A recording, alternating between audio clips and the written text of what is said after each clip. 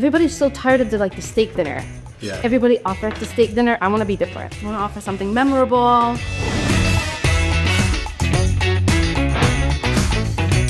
If you were starting a marketing agency, what type of agency would you create where you are future-proofing yourself against AI taking over? The hottest title now is the GTM engineer, somebody that comes in, optimizes your tech stack completely, and creates synergies between marketing and sales, and creates this magical, clean sales force that's fully enriched.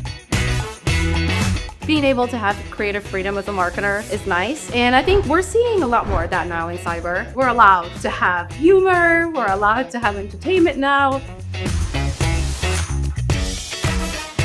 What's your advice? They want to get their brand off the ground. What advice do you have for them to get some recognition? Well, you're gonna love my answer, video. Video is huge. It's the human element. It's just short of being in person. Don't lose that trust. Don't lose that trust. I mean, one massive rule that we had from the beginning is we are not going to let vendors into the Slack community. And to this day, we still hold true to that. We show them a graph. We're spending 10 grand a month, but we got 150K in earned media value. The CMO could justify it to their CEO. All these deals closed, had watched several videos. I had to build a platform to get you guys to sit in the seat and keep doing it. But that was an epiphany that I had after going through a pretty big round of burnout of just traveling. I spent 82 nights last year on the road.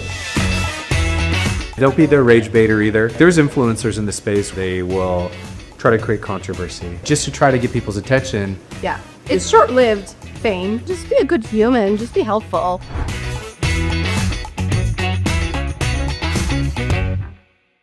Welcome to Cooking with CISOs. This is a very special edition, a dual edition, Marketers and Founders edition. I'm Alano Vasquez, your sous chef and host today, along with Maria Velasquez. I run Whyze Labs, video marketing and production agency, specialized in cybersecurity. We help executives build their personal brands. We help brands leverage their executives to build brand awareness, to create demand, and to scale their companies. Today we have a really special episode with a dear friend, Maria. Thank you for coming on today. Yes, excited. And I wanted to kick it off for the people that don't know you and beyond just a LinkedIn bio. Who's Maria?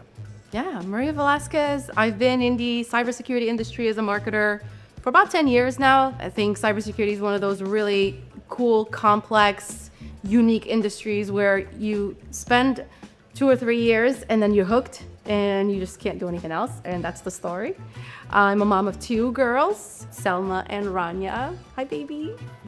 I love cooking. I am super passionate about food and bev. I am the unofficial official chef at the house. The kitchen is my happy place, so when you invited me to do this, it's like, oh, I gotta make time to do this. I have to. Well, what I find really interesting is looking at your heritage and roots. So you're Moroccan and Peruvian. Yeah, actually, so I'm Moroccan. I was born and raised in Morocco, Casablanca.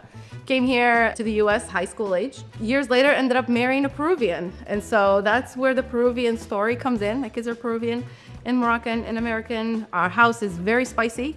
We have a fridge that's got one side that's Moroccan hot sauce and one side that's Peruvian hot sauce. Loud household, full of love. My mother-in-law and father-in-law live with us. And the kitchen is a very, very busy place. You know what I find really interesting too? I think the first time we met was just on the lobby floor like 3 years ago. It's the first time I had the opportunity to meet you. Come full circle, now we're cooking. And so I originally met you through the Cyber Marketing Society, right? And now you're at Brinca. And then you also have some big announcements. For the people that don't know that trifecta, give us a high-level overview of what you built with Society, where you're working now, and then where you're trying to go. Cybersecurity is super unique and complex. Very quickly, I realized, okay, I think I'm gonna need help to excel at my job as a marketer in cybersecurity. I hit up a friend who had an amazing idea to create our own peer group. Everybody's got a society of some sort, or an association of some sort, where they can come together once a year, come together, meetups, regionals, doing workshops. And so we started one. We are the largest global community of marketing professionals that work in cybersecurity, just about over 4,000 global members. And we have an annual conference called Cyber Marketing Con that happens at the end of the year every year. So that's the community part. And in fact, my career in cybersecurity as a marketer propelled because of the society. Yeah, I'm at Brinca now running demand gen and growth marketing alongside a very, very good friend, CMO of mine. So that's super exciting. And then at the crescendo, Okay, first of all, the can's already commented on. I would thought this was the full production can. You're like, this is interim, but this is really cool looking. So Thank you. give a Thank little you. elevator pitch on it. So Purple Drop is a beloved Peruvian drink called chicha morada. It is a drink that's made with purple corn, spices, lime juice, pineapple juice. We sweeten ours with organic agave. So we're completely reimagining this ancient drink that's been in Peru for centuries into a ready-to-drink can that Americans can also experience. This is my mother-in-law's recipe, and so my husband's Peruvian, and we were in Lima. I was telling you the story, and we had this light bulb moment. Why not bring this to American households too? It's very good for you. It's packed with antioxidants. It's low in sugar. It makes a great mocktail or cocktail mixer, and it just makes a nice like midday drink on ice with pollo a la brasa, which is what we're making today, which is the staple in Peru, right? The rotisserie chicken, marinated in amazing spices and then roasted to perfection in the oven with a side of nice crispy French fries, ají amarillo sauce, which is also a must, and then a nice glass of Purple Drop, chicha morada. Okay, well, let's get into the meal. Velasquez and Vasquez, 2 letters apart. Everybody on set assumed we were cousins, and neither of us corrected them. Thanks for watching, guys. In this episode, Maria said the smartest thing a cyber marketer could say: why spend money when you don't even know what it turns into? I'm Alano, founder of Whyze Labs. That question is our whole company. We prove which message your market believes and trace pipeline back to the words that actually opened it. AI may create the short list, but humans create the trust. We build both. So if you'd like to know exactly what your money turns into, check us out at whyzelabs.com and enjoy the rest of the episode.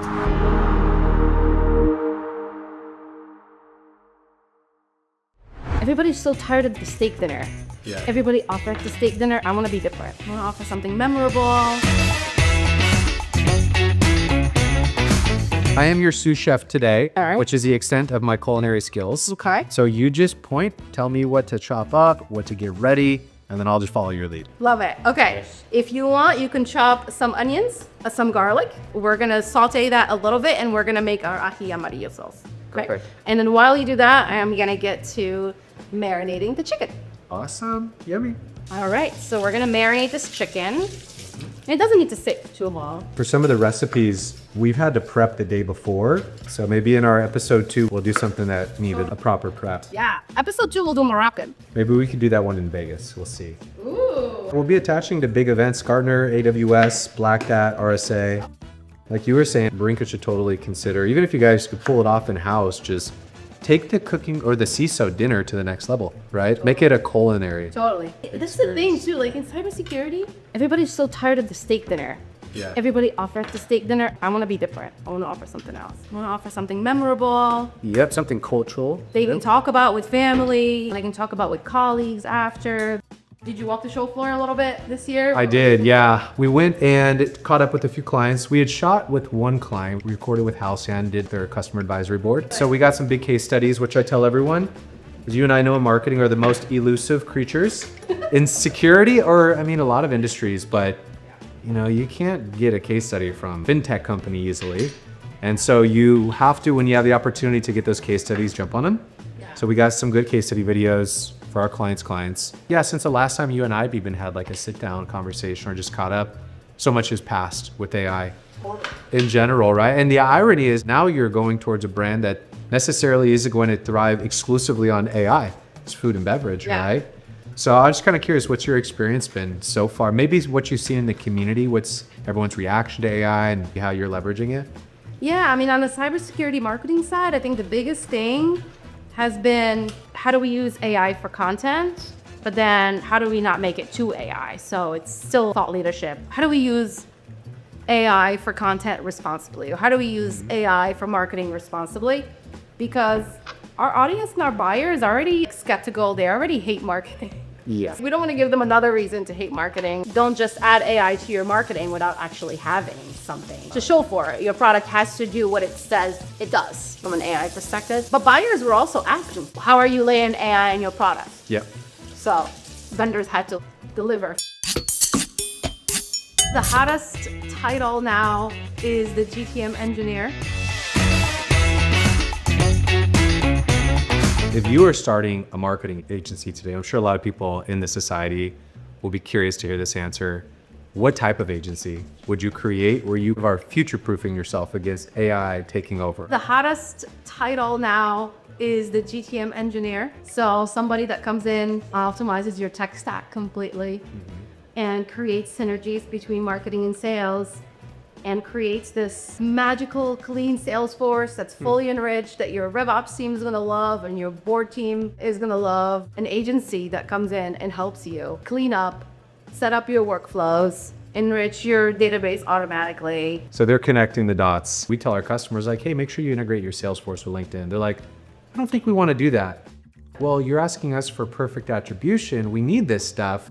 So just having everything speak together so it could talk to maybe an investor, someone on the board, the head of sales, head of marketing, and just making it easier. Are you seeing that happen today where people are actually tooling that, like the GTM engineer? There are a lot of companies that want to bring on tools like Clay, but you need somebody to manage, not only like implement it, but really build it and then manage it, right? If you don't have that in-house resource and you're not planning to hire for it, then you bring an agency to just set it up for you. So that's definitely already happening.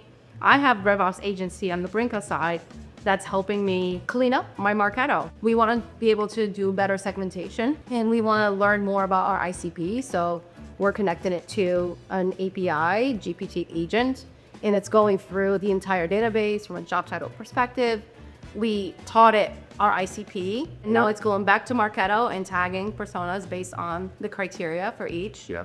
And the next thing we're gonna do is ICP scoring. So things like that, that before probably could have taken months and months to build in Marketo and maybe not even be able to build it. Now you can do that with AI. And that's super exciting. I definitely geek out on that stuff. So where are we at? Walk us through what we just had to do here. Okay, so we marinated it. We use ají panca, which is a Peruvian pepper, like a dark red pepper. It's slightly spicy, but it's smoky. And then we use a little bit of ají amarillo, which is also a native pepper to Peru. This one is a little bit more spicy. Then soy sauce, salt and pepper, cumin, oregano, a little garlic powder. So now we're ready to put it in. All right, and I think we already preheat over here. Yep. Is it 350? Is that good? 350 is fine. Yep. Okay. And then we'll put it in the bottom, and then we'll switch to the top for that golden top. Well, let's let it run for like 30 minutes, Okay. and then we'll check on it. And then now we'll make the ají amarillo sauce. Yeah, don't lose that trust. Don't lose that trust. I love this sauce because we could totally just use that ají amarillo sauce, but then like in Peru, they saute it, they like get a nice brown on the garlic and onions, and then you add that with a little lime, and then it just makes this like really creamy and smoky, spicy sauce. And you pour it on top of the chicken, and it's just absolutely mouth-watering. I was just with you guys over at the event in Austin in November. What was it like from the first event? Because I feel like we have so much that we could learn from you. Our very first Cyber Marketing Con was in DC, Arlington, Virginia, actually, across the bridge from DC.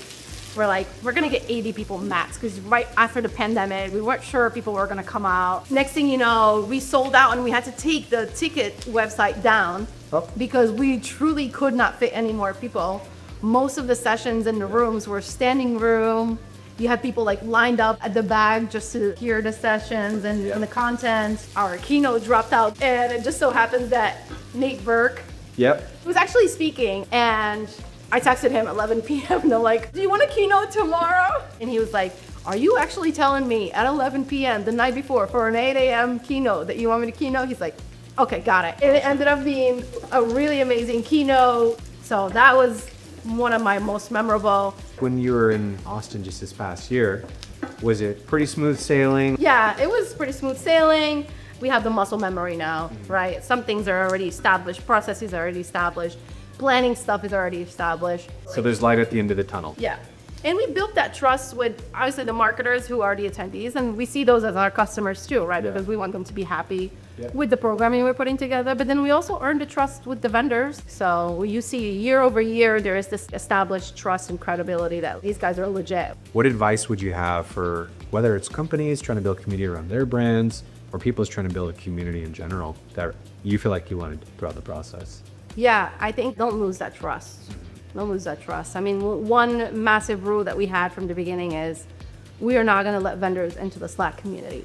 And to this day, we still hold true to that.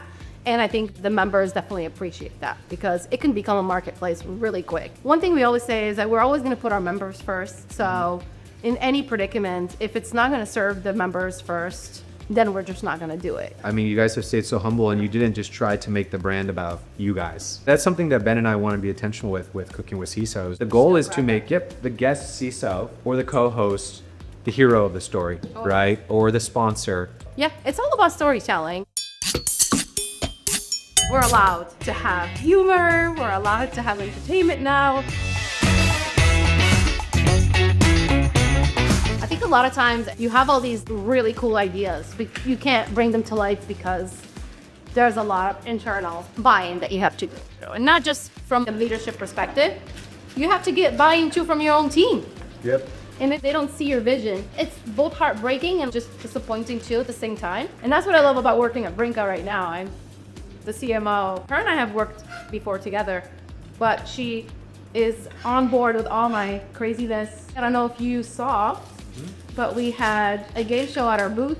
It was a spin-off, Are You Smarter Than a Fifth Grader? But it was called Are You Smarter Than a CISO?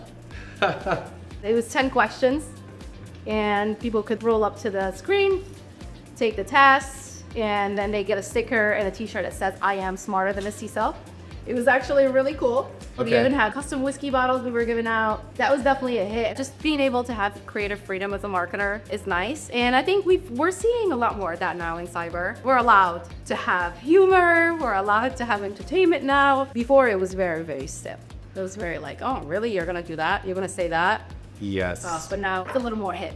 One of the big ones we came up with this year, which we noticed just provided more value, made everything more affordable, was I think us being the only agency that's pulled off enterprise remote video. So yeah, we've had more traditional companies that are used to doing just big production and spending 50 grand on one video. And me telling them, your buyers, surprisingly, they're on TikTok or on Instagram, they're consuming short form. Yeah. So I was like, what if for the same amount of money, you could have dozens of videos, right? So we'll get regional SMEs in different geographies and different verticals to record from home on a green screen. And then we produce it, distribute it for them. And it makes it so much more affordable. And there's really no excuse now if an SME can't get on video. We're like, hey, you could do it at home. But that was an epiphany that I had after going through a pretty big round of burnout of just traveling. I spent 82 nights last year on the road, but it takes a lot out of you. And I was like, let's try this remote. Video is huge. I mean, it's the human element. It's just short of being in person. So we were kind of talking about for people who may have gone through a layoff, right? There's a lot of those happening today and they're getting kind of that entrepreneurial itch and they're like, maybe I could do this on my own. From an influencer standpoint, I don't know if you've ever necessarily just identified as an influencer, but you become one, people know you. And I'm sure people will stop you when you're walking on the floor. Does the butterflies of that ever go away or are you always just flattered when someone comes over and is like, oh my gosh, Maria, nice to finally meet you? Always flattered. And it's always a little uncomfortable too. I want to make the time to talk. There's always a butterflies. It's always flattering. It never gets old. I love it. What's your advice to them if they don't want to wait forever to build a website, wait for all the SEO to mature, and they want to get their brand off the ground? People who maybe just like freelancing and consulting to start, what advice do you have for them to kind of just get some recognition? Is it do what you did, create content online? Well, you're gonna love my answer. Video. Video. Well, you did a lot of that. You did a lot of that. Yeah, we'll take it. Yeah, video is huge. I mean, it's the human element. It's just short of being in person. Yeah. Right? And it doesn't have to be fancy. Nope. It doesn't have to be, Hollywood produced. Yep. Get in front of a camera and just be you. Just be authentic and make mistakes. Just be out there. Be vulnerable. That's like the biggest blocker is people think, well, I'm going to say this and I'm going to post this video. How am I going to be perceived? Are people going to even engage with it or like it? And they may not for the first 10. Yep. They will. Yep. If you just continue being yourself. When you're talking to someone, you're like, hey, be vulnerable.